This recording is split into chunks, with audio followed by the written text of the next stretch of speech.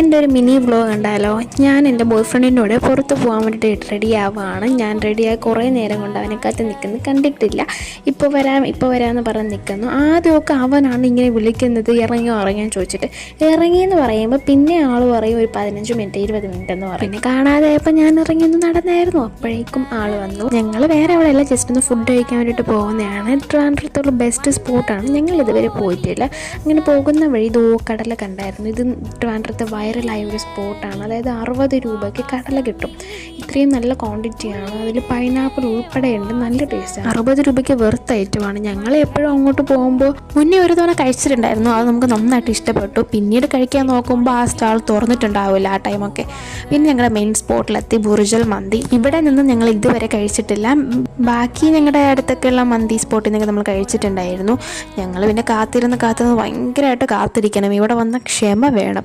കുറേ നേരം കാത്തിരുന്ന് എൻ്റെ മുഖം മാറി. അപ്പോഴേക്കും മന്തി വന്നു. സെറ്റ് ടേസ്റ്റായിരുന്നു. ഇതിൽ നിന്ന് ഇതിലേക്കായപ്പോഴാണ് നല്ലൊരു സമാധാനവും സന്തോഷമായത്.